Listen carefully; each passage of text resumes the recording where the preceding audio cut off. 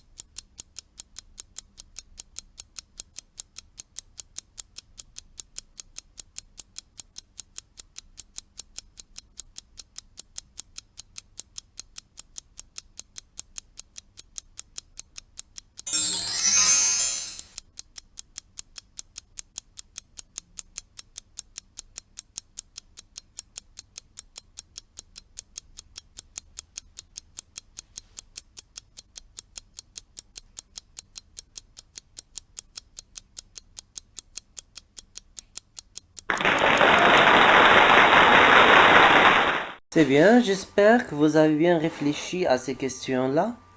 Passons maintenant à la correction. Question numéro 1. Parmi les propositions A, B, C et D, indiquez celles qui complètent la suite. 0, 1, 5, 19, 65, 211, 665 et le nombre qu'on cherche. Et un nombre qui complète la séquence. Est-ce que c'est 2051, 955, 1330 ou bien 2059? La bonne réponse est D, 2059. Passons maintenant à l'explication. Comment nous avons trouvé ce nombre-là? C'est bien.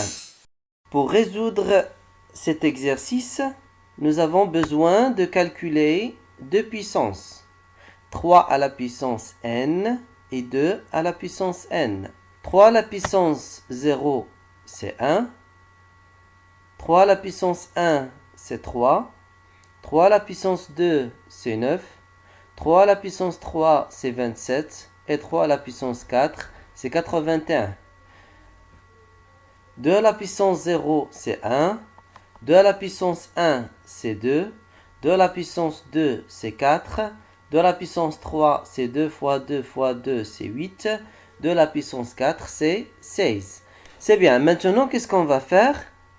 Essayons de calculer la différence entre le premier terme et le deuxième terme. Entre 3 à la puissance n et 2 à la puissance n. Donc, 3 à la puissance 0 moins 2 à la puissance 0, c'est 1 moins 1. Il va donner 0. Et c'est le premier terme. Maintenant, pour le rang suivant, 3 à la puissance 1 moins 2 à la puissance 1, c'est 3 moins 2 est égal à 1, et c'est le deuxième terme. 3 à la puissance 2 moins 2 à la puissance 2, c'est 9 moins 4, c'est 5, et c'est le troisième terme. 3 à la puissance 3 moins 2 à la puissance 3, c'est 27 moins 8, c'est 19, et c'est le quatrième terme, et ainsi de suite pour le reste de la série. Donc, qu'est-ce qu'on remarque?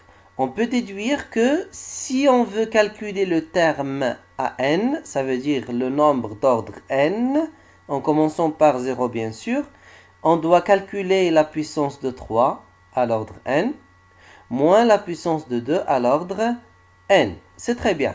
Donc, le nombre qu'on cherche ici, le terme qu'on cherche ici, Il a quel ordre? Donc 0, 1, 2, 3, 4, 5, 6 et 7. Donc c'est le terme d'ordre 7. Donc on va calculer quoi? On va calculer A7. Donc c'est quoi A7? C'est 3 à la puissance 7 moins 2 à la puissance 7. On va le calculer par la calculatrice.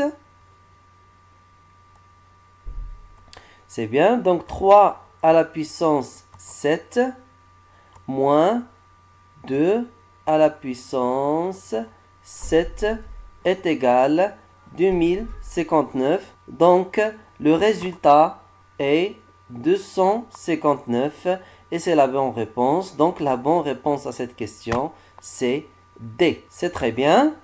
Il y a une autre explication. Pour les mathématiciens, ils peuvent remarquer que c'est une suite récurrente de termes général à n égale à n-1 fois 3 plus 2 à la puissance n-1 avec le premier terme à 0 est égal à 0. Mais je ne vais pas expliquer cette méthode et bien sûr il y a d'autres méthodes puisque la méthode précédente est plus simple. C'est très bien. Passons maintenant à la question numéro 2. Parmi les propositions suivantes A, B, C, D, indiquez celle qui complète la suite. 0, 1, 2, 2, 0, moins 4, moins 8 et le nombre qu'on cherche. C'est très bien. Donc, quelle est la bonne réponse? Moins 4, moins 8, 0 ou bien moins 10. La bonne réponse est B, c'est-à-dire moins 8. Passons maintenant à l'explication. C'est bien. Donc, le principe, c'est de trouver une relation entre les nombres de la série. Donc, si vous remarquez bien ici, il y a 0 et ici, il y a 0. Donc, si on divise la série en deux parties de 4 termes, la première partie contient 0, 1, 2, 2. Et la deuxième partie contient 0, moins 4, moins 8 et le nombre qu'on cherche. C'est bien. Le principe est de trouver une correspondance entre chaque nombre de la première partie avec le nombre correspondant de la deuxième partie. Donc, commençons par le dernier. Pour passer de 2 à moins 8, qu'est-ce que nous avons fait? Très bien, nous avons multiplié par moins 4. 2 fois moins 4 est égal à moins 8. La même chose ici. 1 fois moins 4 est égal à moins 4. Et 0 fois moins 4, c'est 0. C'est très bien. Maintenant, essayez de déduire le nombre correspondant ici. C'est très bien. Donc, 2 fois moins 4, il va donner quoi? Il va donner moins 8. Et c'est la bonne réponse. Donc, la bonne réponse est B. C'est très bien. Heureusement, cette question-là est plus facile que la précédente. Passons à la question numéro 3. Question 3. Parmi les propositions A, B, C, D, indiquez celle qui complète la suite. 6, 1, 8, 3, 10 et le nombre qu'on cherche. La bonne réponse, est-ce que c'est 4, 5, 12 ou bien 14? C'est très bien. La bonne réponse est B. Ça veut dire 5. C'est bien. Passons maintenant à l'explication. Comment nous avons trouvé la réponse, la bonne réponse? C'est bien. Le principe est de trouver une relation pour passer de chaque élément à l'élément qui le suit. D'accord? C'est bien. Donc, les éléments que nous avons, 6, 1, 8, 3, 10 et le nombre qu'on cherche. Donc, pour passer de 6 à 1, qu'est-ce que nous avons fait? Nous avons soustrait 5. Donc, 6 moins 5, c'est 1. Pour passer de 1 à 8, qu'est-ce que nous avons fait? C'est très bien. Nous avons ajouté 7. Donc, 1 plus 7, c'est 8. Pour passer de 8 à 3, qu'est-ce que nous avons fait? Donc, nous avons soustrait 5. 8 moins 5, c'est 3. Très bien. Pour passer de 3 à 10, encore, nous avons ajouté 7. 3 plus 7, c'est 10. C'est très bien. Donc, on remarque, pour passer du nombre pair au nombre impair qui le suit, on soustrait 5. Et pour passer du nombre impair au nombre pair qui le suit, on ajoute 7. Et ainsi de suite. Donc ici, nous avons un nombre pair. Qu'est-ce qu'on va faire? On va soustraire 5.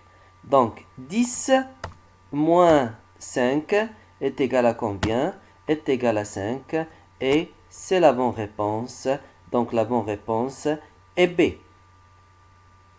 Heureusement encore, cette question est plus facile que la première. Passons maintenant à la question 4.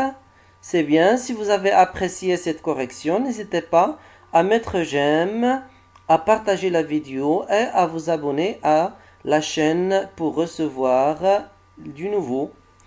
C'est très bien. Parmi les propositions A, B, C et D, indiquez celle qui complète la suite. 3, 1, 3, 1, 1, 1, 3, 3, 1, 1, 3, 1, 3, 2, 1, 1, 3 et le nombre qu'on cherche. La bonne réponse, est-ce que c'est A, B, C ou bien D? J'espère que vous avez bien réfléchi à ça. C'est un peu difficile à remarquer, mais on va l'expliquer par la suite. La bonne réponse est D. Ça veut dire 1, 1, 1, 3, 1, 2, 2, 1, 1, 3. C'est très bien. Vous avez remarqué, lorsque j'ai lu ces nombres-là, d'accord, je n'ai pas lu 13. J'ai lu 1, 3. Pour vous donner un indice sur la résolution, bien sûr la correction. Ici, je n'ai pas lu 1113, mais j'ai lu 1, 1, 1, 3. C'est très bien. Passons maintenant à l'explication. Si on prend le premier nombre, c'est quoi ce premier nombre-là? C'est le nombre 3. Donc si on veut l'écrire en lettres, on va écrire 3. C'est très bien. La question qui se pose maintenant. Combien de chiffres 3 nous avons dans ce nombre? C'est très bien. Il y a un seul 3. Donc, il y a un 3. Donc, ça, c'est un 3. Si on l'écrit en lettres, 1, 3. Maintenant, qu'est-ce qu'on va faire? On va écrire ce que nous avons ici en chiffres. Donc, écrire la réponse en chiffres. Donc, 1, c'est 1. Et 3, c'est 3. Il va donner 1, 3. Et un 3, c'est quoi? C'est le deuxième nombre. 1, 3, c'est le deuxième nombre. Très bien, donc qu'est-ce que nous avons fait? Nous avons suivi 3 étapes. On prend le nombre, on calcule combien de chiffres égaux successifs, on l'écrit en lettres et on le transforme en chiffres. C'est bien. Pour passer maintenant du deuxième nombre au troisième nombre, qu'est-ce qu'on fait? La même chose. Donc, 1, 3, c'est le deuxième nombre. Donc, combien d'occurrences de chaque chiffre existe? Ça veut dire combien de chiffres 1 existe? Il y a un seul 1. Donc, c'est 1, 1. Combien de 3 existe? Il y a un seul 3. Donc, il y a un 3. D'accord? Essayons maintenant d'écrire ce qui est en lettres avec des chiffres. Donc, 1, 1. Et de l'autre côté, il y a un 3. Donc, 1, 1, 1, 3, et c'est le troisième nombre, et ainsi de suite. D'accord? 1, 1, 1, 3. Donc la règle, c'est quoi? La première chose, on prend le nombre. La deuxième chose, on calcule le nombre d'occurrences. Ça veut dire combien de chiffres existent. Combien de chiffres égaux existent. Et après, on écrit ces chiffres lus en chiffres. Et on obtient le nombre suivant. C'est bien, maintenant, on veut ce nombre-là. Donc, qu'est-ce qu'on va faire? On va prendre le nombre précédent. C'est bien. Donc, quel est le nombre précédent? C'est 1, 3, 2, 1, 1, 3. C'est le cinquième nombre. Donc, la première chose que nous avons dit, combien de 1 successifs existent? Il y a un seul 1. Donc, c'est 1, 1. Combien de 3 existent? Un seul 3. C'est 1, 3.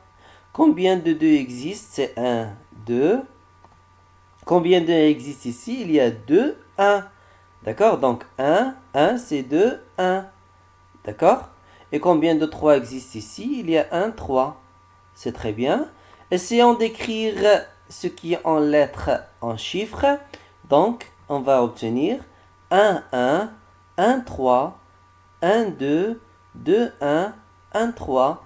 Et bien sûr, c'est le sixième nombre et c'est la bonne réponse. Donc la bonne réponse à cette question est D. C'est très bien. C'est pas toujours évident de voir la réponse, mais à force de faire des exercices, ça devient de plus en plus facile. J'espère que vous avez bien compris la réponse à cette question. Vous pouvez appliquer le même exercice, par exemple, si vous choisir ici 4 ou bien 5 ou bien 6. Donc en choisissant un autre nombre au début de la série. C'est très bien. Maintenant, passons à la question 5. Parmi les propositions A, B, C, D, indiquez celle qui complète la suite. 7, 13, 24, 45 et le nombre qu'on cherche. C'est quoi le nombre qu'on cherche? Est-ce que c'est A, 55, ou bien B, 72, ou bien C, 86, ou bien D, 90? La bonne réponse est C. Ça veut dire 86. Comment nous avons trouvé cette réponse-là? Voilà l'explication. C'est très bien. Le principe, comme la plupart des questions, est de trouver la relation pour passer de chaque nombre au nombre qui le suit. C'est-à-dire, comment passer du nombre 1, qui est 7, au nombre 2, qui est 13. Du nombre 2, qui est 13, au nombre 3, qui est 24, et ainsi de suite. Donc ici, nous avons le nombre n. Ça veut dire n, ça peut être 1, 2, 3, 4. Ça veut dire comment passer du nombre n au nombre qui le suit. C'est bien. Maintenant, prenons le premier nombre, 7. Comment passer de 7 à 13? Qu'est-ce que nous avons fait? Si on multiplie 7 par 2, il va donner quoi? Il va donner 14. Et pour passer de 14 à 13, on doit soustraire 1. Donc 7 fois 2 moins 1. 7 fois 2 c'est 14, moins 1 c'est 13 et c'est le deuxième nombre. C'est très bien. Essayons de faire la même chose pour le deuxième nombre. 13 fois 2 c'est combien? C'est 26. Mais 26 moins 1 ce n'est pas 24, c'est 25. Donc qu'est-ce qu'on va faire? On va faire moins 2. Donc on va essayer de trouver une relation logique entre chaque passation d'un nombre à un autre nombre. Passons au troisième nombre, 24. 24 fois 2, c'est 48. 48 moins quoi pour obtenir 45? C'est 48 moins 3. Donc remarquez bien ici. À chaque fois, on multiplie par 2 et on soustrait n. Ça, c'est le premier nombre, on soustrait 1. Ça, c'est le deuxième nombre, on soustrait 2. Ça, c'est le troisième nombre, on soustrait 3. Donc, pour le nombre 4, qu'est-ce qu'on va faire? C'est la même chose, c'est une suite logique. Donc, on va multiplier par 2. 45 fois 2, c'est 90. Et on va soustraire quoi? On va soustraire 4. On va soustraire n. Dans ce cas, c'est 4. Donc, moins 4. Il va donner combien? Il va donner 86. Et c'est la bonne réponse. Donc, la bonne réponse à la question 5, c'est la réponse C. Ça veut dire 80. Pour les mathématiciens, ils peuvent remarquer que c'est une suite numérique récurrente de termes général à n plus 1 égale à n fois 2 moins n. J'espère que vous avez bien compris l'explication de ces questions. Merci bien pour votre attention. N'hésitez pas à vous abonner à la chaîne, à mettre j'aime à la vidéo et d'activer la cloche pour recevoir du nouveau. Merci pour votre attention et à la prochaine vidéo, Inch'Allah. Bon courage à tous.